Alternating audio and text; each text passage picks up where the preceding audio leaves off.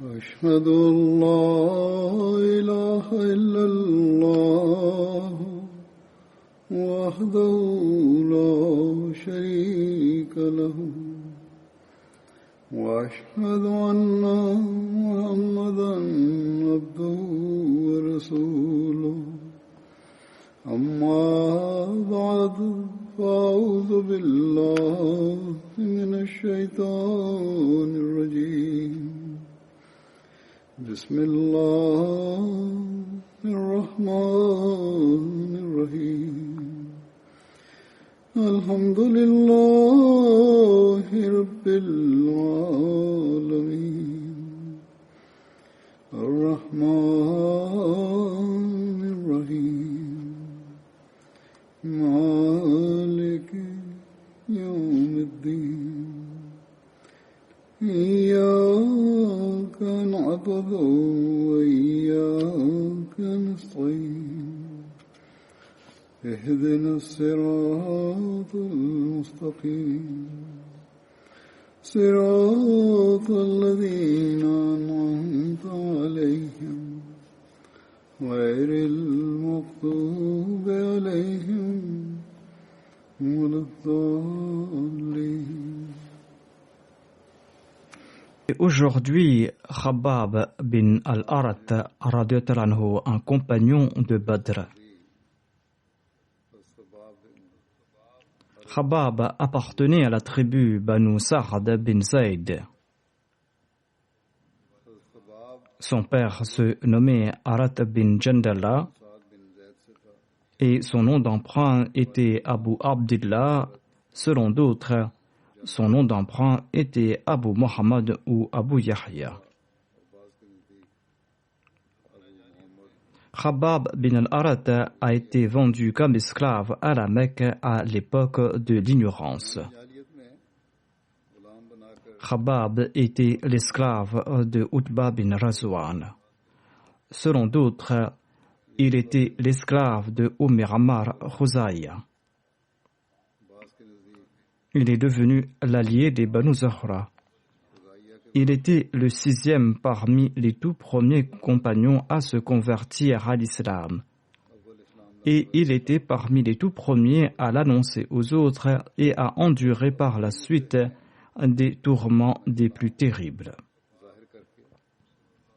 Khabbab avait embrassé l'islam avant que le saint prophète Mohammed lui ne se rende à la Dar Arqam et avant de s'y proclamer prophète.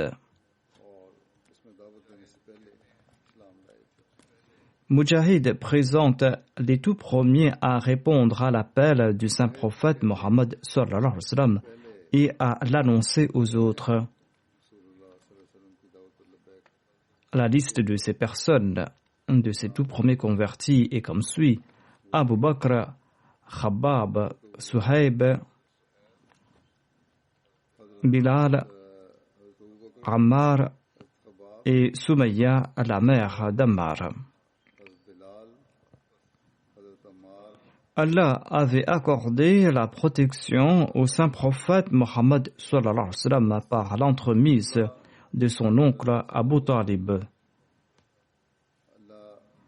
Et Abu Bakr, quant à lui, était protégé par sa tribu.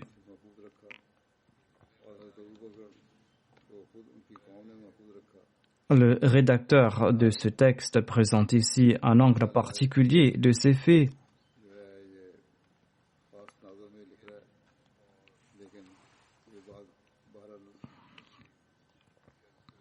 Il a omis un point ici qu'il est nécessaire de présenter.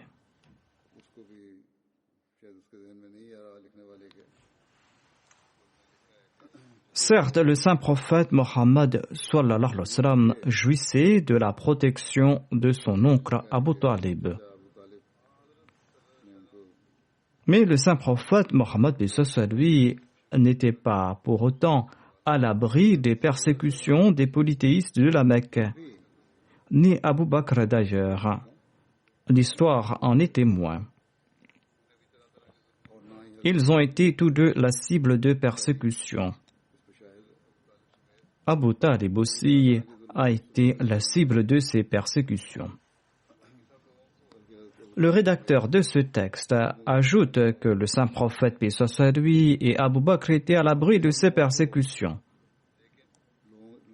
C'est là son opinion, comme je l'ai dit. L'histoire, par contre, nous explique que ni le saint prophète Mohammed ni Abu Bakr n'étaient à l'abri de ces persécutions. En tout cas, le rédacteur du texte est d'opinion qu'ils étaient tous deux à l'abri des persécutions, mais que les autres ont dû porter des chaînes de fer et ont les placés sous un soleil des plus brûlants.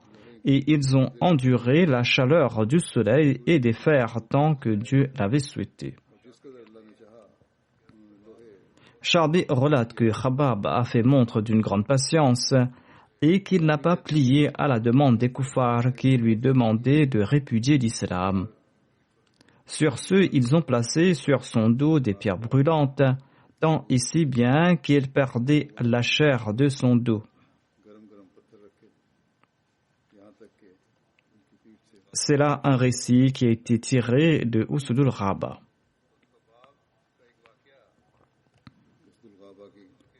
Il y a un récit sur Khabbab en relation avec la conversion d'Omar bin al-Khattab. Hazrat Mirza Bashir Ahmad Sahib en fait mention en détail dans son ouvrage Sirat Khatamun Nabiyyin. Il déclare que quelques jours seulement s'étaient écoulés après l'acceptation de Hamza quand Allah, l'exalté, a béni les musulmans avec une autre bonne nouvelle. Omar, qui était jusqu'à l'époque un ennemi acharné de l'islam, a accepté l'islam. L'histoire de son acceptation de l'islam est très intéressante. Beaucoup en ont entendu parler et ont lu à ce propos. Je présente ici ces détails car cela est important dans l'histoire de ce compagnon. Omar était dur de tempérament, mais il s'était endurci davantage en raison de son inimitié à l'égard de l'islam. Par conséquent, avant d'accepter l'islam, Omar tourmentait âprement les pauvres et les faibles musulmans en raison de leur conversion à l'islam. Mais quand ces persécutions l'épuisaient et qu'il ne voyait aucun signe de leur reniement de l'islam, il pensait en finir avec le fondateur de ce mal. C'est-à-dire, il souhaitait tuer le saint prophète Mohammed lui. Sur ce, il a saisi son épée un jour et il est parti à la recherche du saint prophète Mohammed lui. En cours de route, quelqu'un l'a vu marchant avec une épée dégainée à la main et lui a demandé « Omar, où vas-tu là ?» Omar a répondu « Je pars pour tuer Mohammed sallallahu alayhi wa sallam. » L'autre a commenté « En le tuant, seras-tu à l'abri des ires des Banu Abdemonaf ? Pourquoi ne t'occupes-tu pas de ta propre maison? Ta sœur et ton beau-frère ont accepté l'islam. » Omar retourna immédiatement et il partit vers la maison de sa sœur Fatima. En s'approchant de la maison, il entendit le son de la récitation du Saint-Coran. Khabbab, qui était en train de réciter le Saint-Coran d'une voix mélodieuse. Quand Omar a entendu cette voix, il était encore plus colérique et il est entré dans la maison. Mais dès que Khabbab avait entendu ses pas, il s'était caché quelque part. Et Fatima, la sœur d'Omar, avait caché les pages du Saint-Coran ici et là. Lorsque Omar est entré, il a crié « J'ai entendu dire que vous avez répudié votre foi. » Ensuite, il a attaqué son beau-frère Saïd bin Saïd. Fatima a également été blessée alors qu'elle s'est avancée pour tenter de sauver son mari. Et elle a dit courageusement « Oui, Omar, nous sommes devenus musulmans. Tu peux faire ce que tu veux. Nous n'allons jamais abandonner l'islam. » Omar était un homme très sévère, très dur, mais sous ce voile de dureté, était également une touche d'amour et de tendresse qui montrait ses couleurs en certaines occasions. Lorsqu'il entendit les paroles courageuses de sa sœur, il jeta un coup d'œil dans sa direction et il remarqua qu'elle était couverte de sang. Cette vue laissa une impression particulière sur son cœur. Et après un court silence, il a dit à sa sœur, « Montre-moi le texte que vous étiez en train de lire. » « Je ne le ferai pas, répondit Fatima, car tu vas les détruire. » Omar répondit, « Non, non, je ne vais pas les détruire, montrez-les-moi. Je vais vous les rendre. » Sa sœur lui a dit, « Tu es impur et le Coran doit être touché dans un état de pureté. Prends d'abord un bain et tu pourras ensuite les lire. »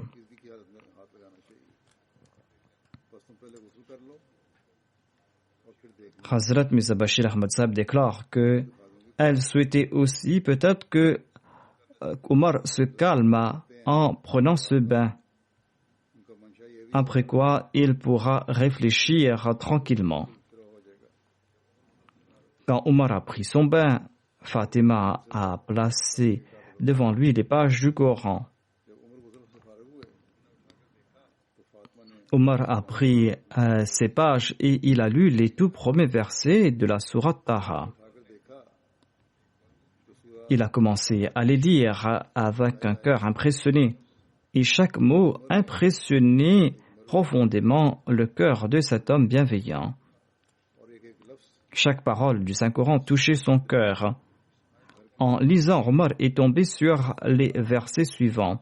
Innani ana Allahu la ilaha illa ana fa'budni wa aqimis salata li dhikri. Innani ana Allahu la ilaha illa ana fa'budni wa aqimis salata li dhikri. إن الساعة آتية أكاد أخفيها لتجزى كل نفس بما تسعى. En vérité, je suis Allah, il n'y a de Dieu que moi. Adore-moi donc et observe la prière pour te souvenir de moi. Assurément, l'heure viendra bientôt. Et je suis sur le point de la manifester afin que chaque âme soit récompensée pour ses efforts. Quand Omar a récité ce verset, eh bien ses yeux se sont ouverts et sa nature latente s'est réveillée et il a dit spontanément « Quelle belle parole et sainte parole !» Lorsque Khabbab a entendu ces paroles, il est sorti de sa cachette et il a remercié Dieu. Il a déclaré « Ceci est le fruit de la prière du messager d'Allah. » Par Dieu, hier même, j'ai entendu le saint prophète Mohammed, paix soit lui, prier en ces termes. « Ô Allah, béni soit Omar bin al-Khattab ou Amr bin Hisham, c'est-à-dire Abu Jahl, béni l'un d'entre eux en lui faisant accepter l'islam. » Chaque moment devenait difficile pour Omar. Il ne pouvait plus demeurer là après avoir entendu cette parole et après avoir reconnu le statut du saint prophète Mohammed lui. Il a dit à Khabbab, « Montre-moi le chemin de Mohammed sallallahu alayhi wa sallam. » Dans son excitation, Omar avait toujours son épée dégainée dans la main. Il n'a même pas pensé à placer son épée dans sa gaine. Le saint prophète Mohammed lui était à la Dar al-Arqam et Khabbab lui a indiqué l'emplacement de ce lieu. Omar est parti là-bas et il a frappé fermement à la porte. Lorsque les compagnons ont regardé à travers la fente de la porte, Ils ont vu Omar tenant une épée dégainée et ils étaient réticents à ouvrir la porte. Mais le saint prophète, paix soit sur lui, a déclaré « Ouvrez la porte ». Hamza, qui était présent, a aussi déclaré « Ouvrez la porte ». S'il est venu avec de bonnes intentions, eh bien c'est bien. Mais s'il a de mauvaises intentions, par Allah, je lui couperai la tête avec son épée. On a ouvert la porte et Omar est entré avec son épée dégainée à la main. En le voyant, le saint prophète Mohammed lui s'est avancé et il a saisi le manteau d'Omar et il l'a tiré et lui a demandé « Omar, tu es venu avec quelle intention? Par Allah, je vois que tu n'as pas été créé pour le châtiment d'Allah. Je constate que tu n'as pas été créé pour le châtiment d'Allah. » Omar a déclaré « Ô messager d'Allah, je souhaite devenir musulman. » En entendant cela, le saint prophète Mohammed lui a annoncé dans un cri de bonheur « Allahu Akbar » et ses compagnons en ont fait de même, à tue-tête tant et si bien que les montagnes de la Mecque résonnaient. Khabab relate ceci. Nous avons évoqué au saint prophète Mohammed lui les souffrances que nous subissions. Le saint prophète Mohammed lui était assis sur son manteau, adossé à la Kaaba. Nous lui avons dit, n'allez-vous pas demander l'aide d'Allah en notre faveur? N'allez-vous pas implorer Dieu en notre faveur en raison de ces persécutions? Le saint prophète, paix soit sur lui, a répondu, on avait creusé un trou pour un de vos devanciers. On l'a ensuite placé dans ce trou.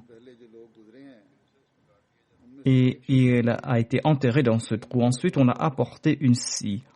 Et on a placé la scie sur sa tête et on l'a tranché en deux. Et pour autant, cette personne n'a pas répudié sa foi. Et on a séparé la chair de son corps, de ses os, avec des peignes de fer. Mais il n'a pas pourtant abandonné sa foi. Il a déclaré par la suite, par Allah, Allah va parachever ma mission et le but pour lequel j'ai été suscité.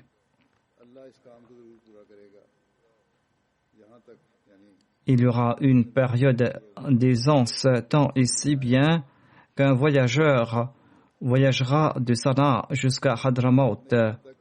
Sadra et Hadramaut sont deux villes du Yémen distantes de 347 kilomètres. En tout cas, ce voyageur va voyager entre ces deux villes sans craindre personne d'autre hormis Allah. Où il aurait déclaré où il craindra uniquement que les loups s'attaquent à ses chèvres. Cependant, vous êtes impatient. Cette tâche exige de la patience. Ceci est un récit tiré du recueil d'Al-Bukhari. Voici une autre version de ce récit. Khabab relate. Je me suis présenté au saint prophète Mohammed lui. Il était allongé sous un arbre et il avait sa main sous sa tête. Je lui ai demandé au prophète d'Allah, n'allez-vous pas prier pour nous contre ce peuple qui pourra nous détourner de notre religion? Le saint prophète Mohammed lui a détourné son visage de moi à 3 reprises. À chaque fois que je lui posais cette question, il détournait son visage. Pour la 3e fois, il s'est levé et il s'est assis et a déclaré « Craignez Allah et soyez patients. Par Allah, parmi les croyants qui vous ont devancés, on avait placé une scie sur la tête d'un d'entre eux et on l'a tranché en deux. Mais il n'a pas pour autant abjuré sa foi. Craignez Allah, il vous ouvrira la voie et il vous accordera du succès. »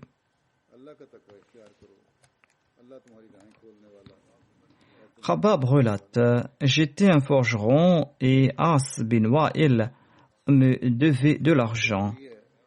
Je suis parti lui réclamer mon argent et il m'a répondu, je ne te rembourserai jamais tant que tu ne répudies pas Mohammed sallallahu alayhi wa sallam et tant que tu ne nies pas l'allégeance que tu lui as prêtée.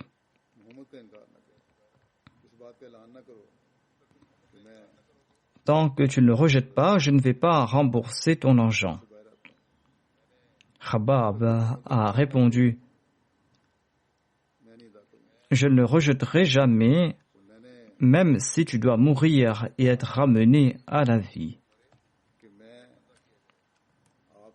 C'est-à-dire qu'il est impossible que je le renie. As bin Wa'il a répliqué que après ma mort, lorsque je serai ramené à la vie et que je retournerai auprès de mes biens et de mes enfants, eh bien, c'est là que je te rembourserai. Il voulait dire par là qu'il ne le remboursera jamais. Khabbab déclare, ce verset a été révélé à son propos. أفرأيت الذي كفر بآياتنا وقال لأوتين مالا وولدا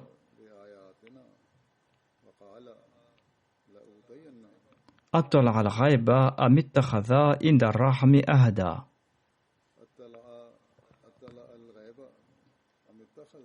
كلا سنكتب ما يقول ونمد له من العذاب مدا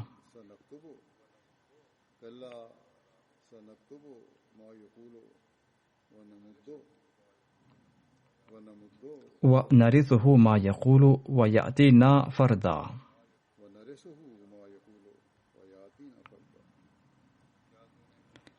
As-tu vu celui qui refuse de croire à nos signes et qui déclare des biens et des enfants me seront certainement accordés? A-t-il eu accès à l'invisible ou a-t-il pris un engagement avec le Dieu gracieux? Pas du tout. Nous consignerons par écrit ce qu'il dit et nous prolongerons grandement le châtiment pour lui. Et nous hériterons tout ce dont il parle et il viendra à nous tout seul. Khabbab était un forgeron et il fabriquait des épées. Le saint prophète Mohammed lui avait une grande affection pour lui et il se rendait souvent chez lui.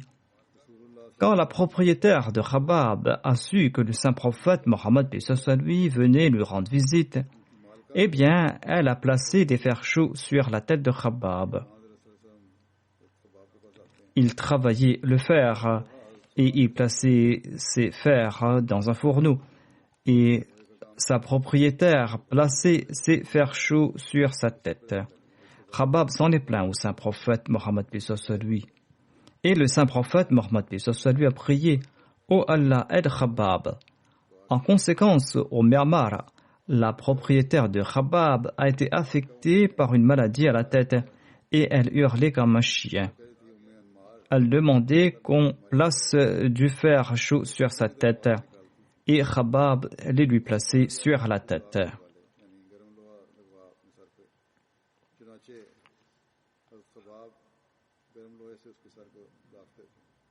Elle souffrait tant qu'elle ne savait plus quoi faire et Khabbab lui plaçait du fer chaud sur la tête. Abu Layla Kindi relate que Khabbab s'était présenté au calife Omar. Omar qui lui avait demandé de se rapprocher de lui car nul autre que lui ne méritait d'être assis à sa place hormis Ammar bin Yasir. Khabbab a montré au calife Omar son dos, les blessures infligées par les polythéistes. C'est un récit tiré de Tabaqat al-Kubra. Un autre récit détaillé mentionne les blessures qu'il avait reçues au rein.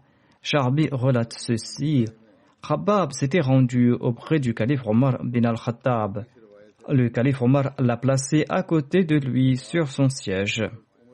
Et il a déclaré: sur la terre, hormis un autre compagnon, personne d'autre ne mérite cet honneur. Khabbab a demandé: qui est-ce, ô émir des croyants? Il s'agit de Bilal, a répondu Omar.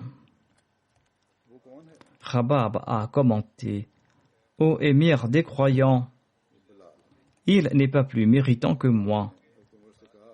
Parce que quand Bilal était entre les mains des polythéistes, il avait du soutien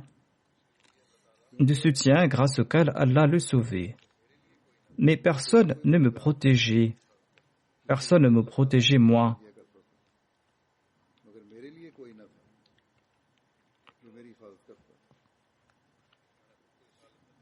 Un jour, les gens m'ont attrapé et ils ont allumé un feu.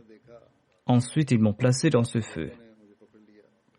Khabab déclare qu'un jour, les gens m'ont attrapé, ils ont allumé un feu et ils ont jeté dans ce feu. On a placé du charbon ardent et un individu a placé son pied sur ma poitrine.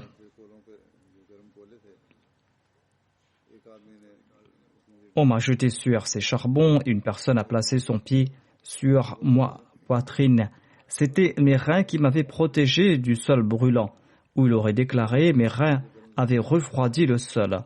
Ensuite, il a enlevé sa chemise pour montrer son dos qui était blanchâtre, comme atteint par la lèpre. On l'avait placé sur les charbons ardents et il n'y avait rien pour refroidir ces charbons, hormis sa peau et sa graisse qui ont fondu. Selon Charbi, Omar bin Khattab avait demandé à Khabab de décrire les persécutions qu'il subissait entre les mains des polythéistes. Il a relaté « Ô émir des croyants, regardez mon dos ». Lorsque Omar a regardé son dos, il s'est exclamé « Je n'ai jamais vu un dos pareil ». Khabab relatait « On allumait un feu sur lequel on me tirait.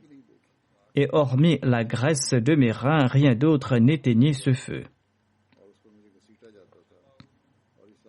Hazrat Muslim Maud a commenté sur Khabab en ces termes. Il déclare « Les esclaves étaient les plus persécutés parmi ceux qui avaient accepté le saint prophète Mohammed sallallahu alayhi wa sallam. » Khabab bin al-Arat était un esclave qui travaillait comme forgeron. Il avait cru dans le saint prophète Mohammed lui au tout début. Les gens le persécutaient âprement et on le plaçait sur les charbons de son fourneau. Et on plaçait aussi des pierres sur sa poitrine afin qu'il ne puisse pas bouger. Ceux qui lui devaient de l'argent ont refusé de le payer. Mais en dépit de ses tourments financiers et physiques, il n'avait jamais vacillé pour un seul instant. Il était ferme dans sa foi et les traces sur son dos étaient visibles jusqu'à la fin de ses jours. À l'époque du califat d'Omar, il a évoqué ses malheurs d'antan et le calife lui a demandé de lui montrer son dos. Quand il a enlevé son vêtement, Omar a vu sur son dos des taches blanchâtres qui ressemblaient aux traces de la lèpre.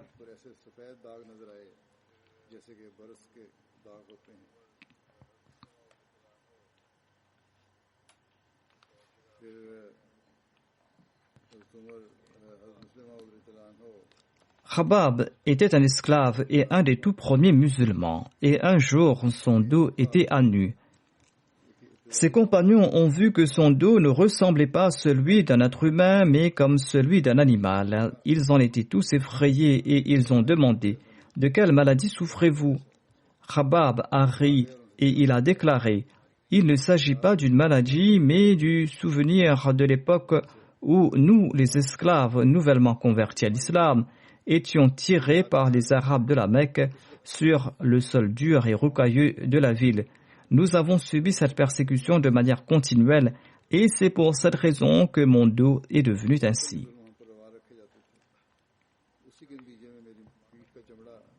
Ces tout premiers musulmans, dont la plupart étaient des esclaves, avaient été persécutés après leur conversion à l'islam.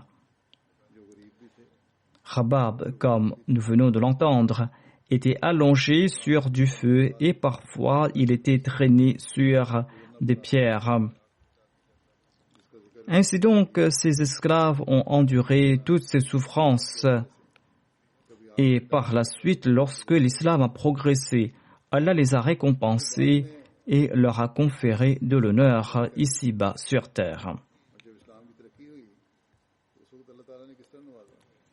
Hazrat Muslim Maud en a fait mention dans le récit suivant.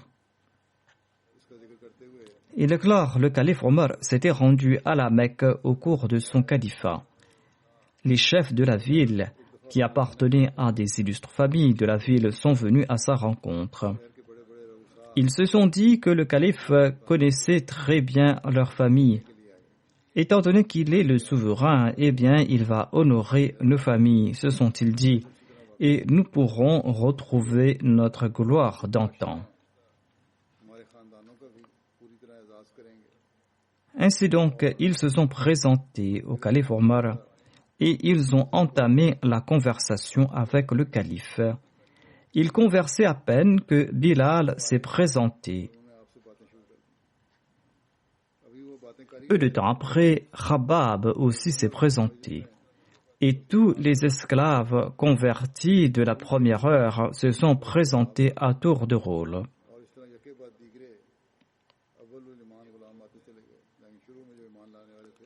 Ces esclaves étaient les esclaves de ces chefs mécois ou de leurs parents.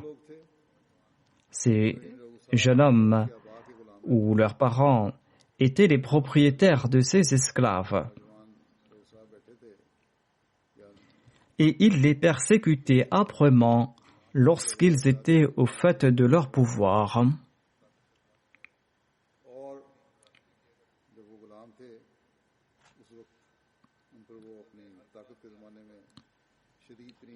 Le calife Omar a accueilli avec honneur chaque esclave qui se présentait. Lorsque Amr, Khabbab ou Bilal se présentaient, eh bien, il les honorait tous.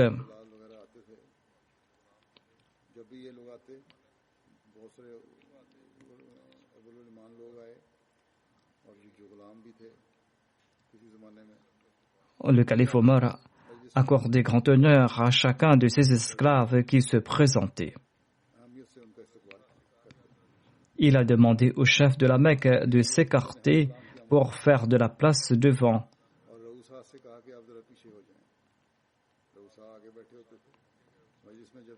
Il a demandé au chef de la Mecque de s'écarter et de faire place pour les nouveaux venus. Tant et si bien que ces jeunes chefs sont arrivés peu à peu tout près de la porte. À l'époque, il n'y avait pas de grande salle. Il s'agissait peut-être d'une toute petite chambre. Étant donné qu'elle ne pouvait pas accueillir tout le monde, ces chefs ont dû reculer jusqu'au moment de se retrouver parmi les chaussures. Les chefs de la Mecque ont été profondément vexés quand ils se sont retrouvés tout près des chaussures et quand ils ont vu que chaque esclave qui se présentait avait sa place devant, tandis qu'il recevait l'ordre de s'écarter. Allah avait fait de sorte que ces musulmans, qui étaient naguère les esclaves des mécréants, se sont succédés les uns après les autres devant Omar. Si les chefs avaient dû s'écarter une seule fois, ils ne l'auraient pas ressenti, mais étant donné qu'ils ont dû le faire à maintes reprises, eh bien, ils n'ont pas pu endurer cela plus longtemps et ils sont sortis. À l'extérieur, ils ont commencé à se plaindre en disant « Nous avons été humiliés aujourd'hui. On nous a écartés après l'arrivée de chaque esclave, tant et si bien que nous nous sommes retrouvés tout près des chaussures. » Un jeune homme parmi eux a demandé « À qui la faute, celle d'Omar ou celle de nos aïeux ?»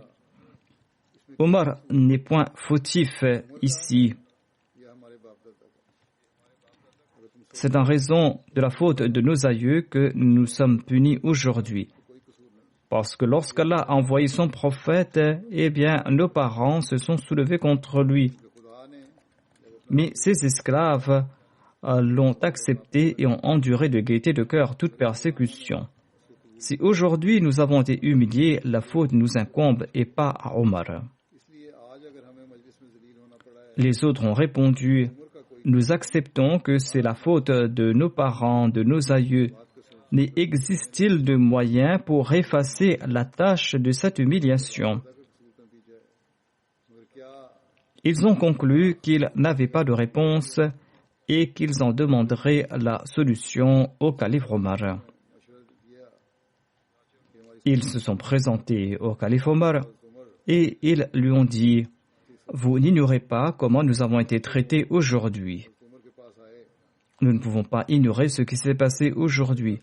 Omar a répondu, pardonnez-moi, je n'y pouvais rien, car ces gens étaient honorés en compagnie du saint prophète Mohammed paix soit lui, quoi qu'ils auraient pu être vos esclaves.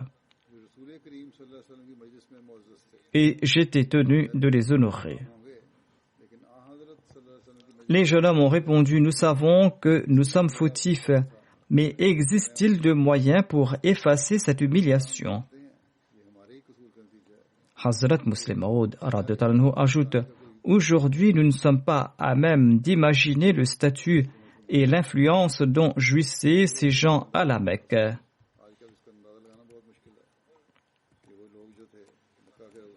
Mais le calife Omar était pleinement au courant de leur situation familiale. Il était né à la Mecque. Il avait grandi à la Mecque et il savait à quel point les aïeux de ces jeunes étaient honorés dans la ville. Il savait très bien que personne n'avait le courage de les regarder en face. Il connaissait aussi la peur et le respect qu'ils inspiraient.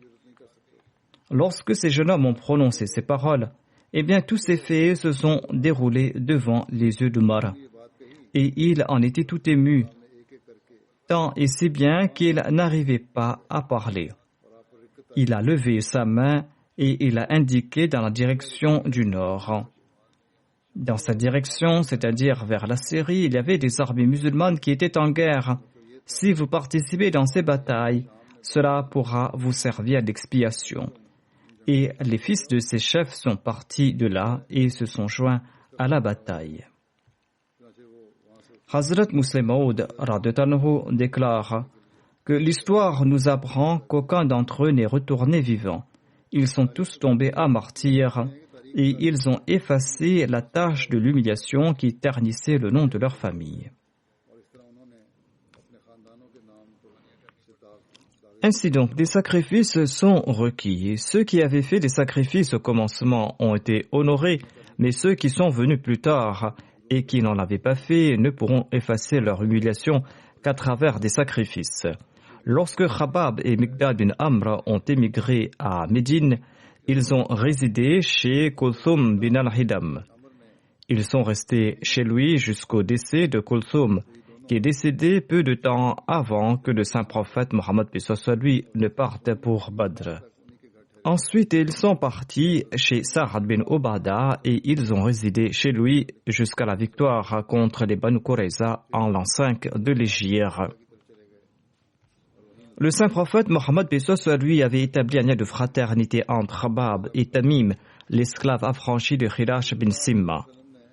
Selon un autre récit, le saint prophète Mohammed paix soit lui avait établi ce lien de fraternité entre Khabab et Jabbar bin Atiq. Selon Alama ibn Abdel Bark, le premier récit est plus exact. Khabab avait participé aux côtés du saint prophète Mohammed paix soit lui aux batailles de Badr, d'Uhud, de Khandak, et il avait aussi participé aux autres campagnes menées par le saint prophète Mohammed paix soit lui. Abu Khalid relate, un jour, nous étions assis dans la mosquée lorsque Khabab est venu et il s'est assis en silence. Les gens lui ont fait remarquer que ses amis s'étaient rassemblés auprès de lui afin qu'il puisse leur dire quelque chose, afin qu'il puisse leur commander quelque chose. Khabab a déclaré, que puis-je leur commander de faire? J'ai peur de leur demander de faire ce que moi-même je ne fais pas. Ces personnes avaient une telle crainte d'Allah et une telle taqwa.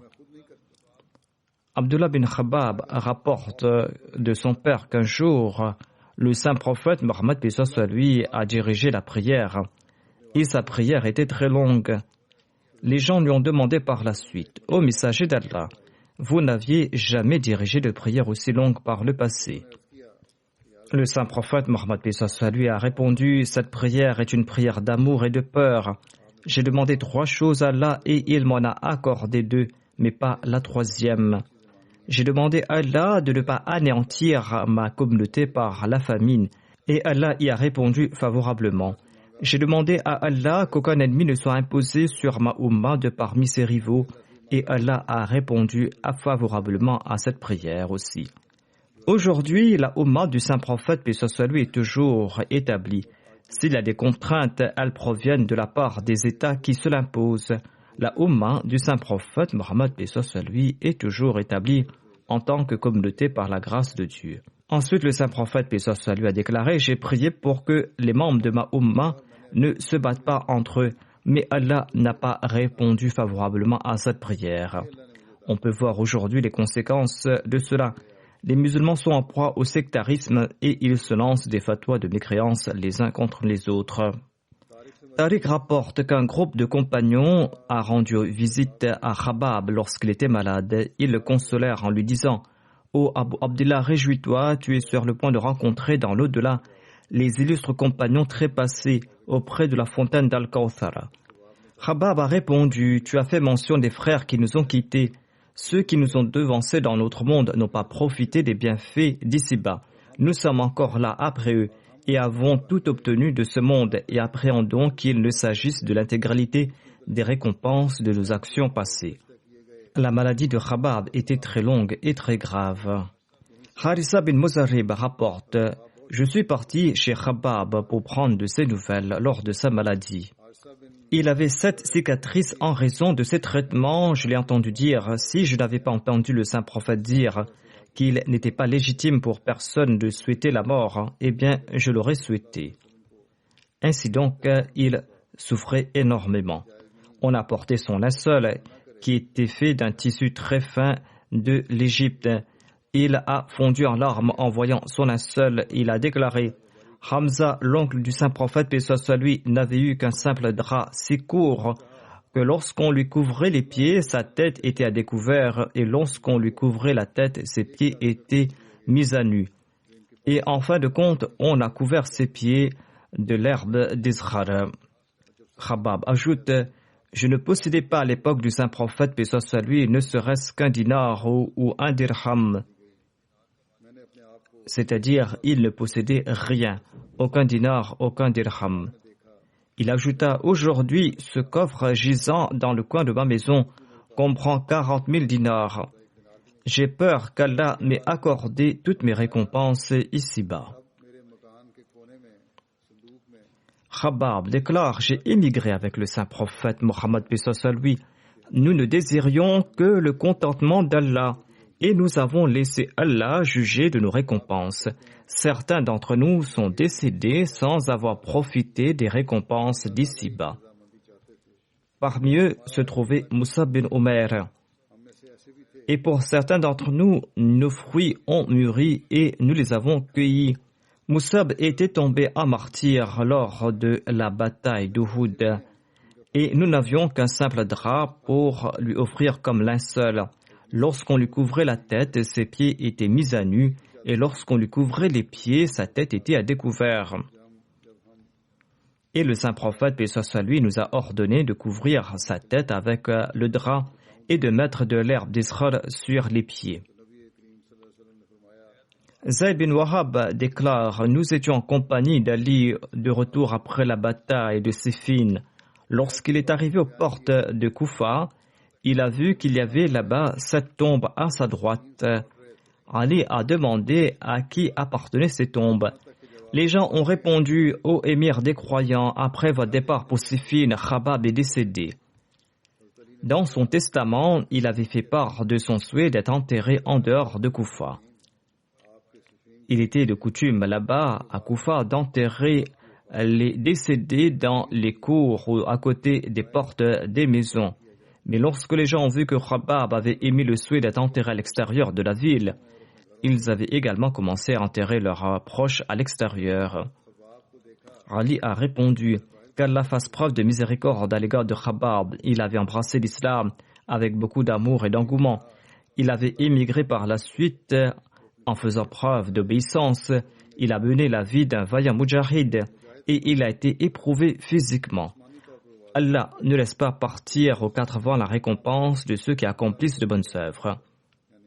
Ainsi donc, Khabab avait beaucoup souffert lors de sa maladie.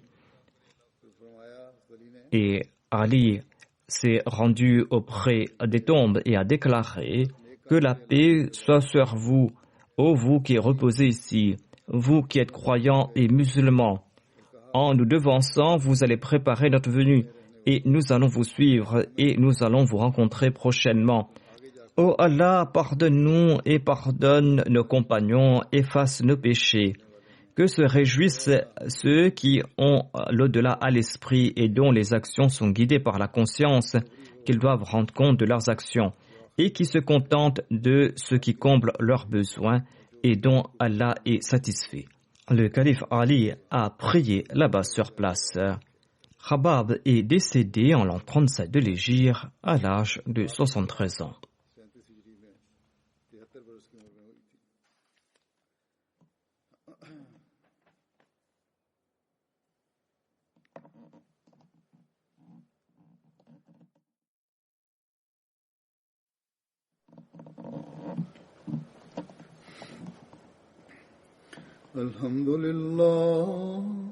الحمد لله نحمده ونستعينه ونستغفره ونؤمن به ونتوكل عليه ونعوذ بالله من شرور أنفسنا ومن سيئات أعمالنا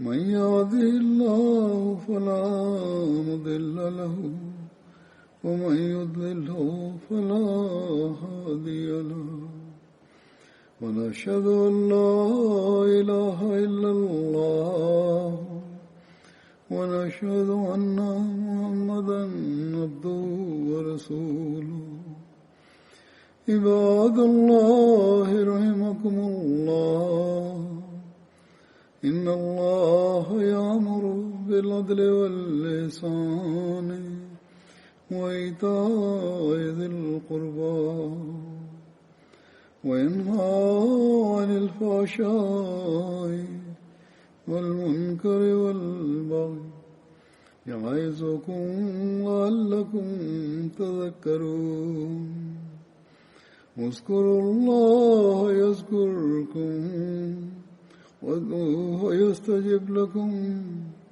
ولذكر الله أكبر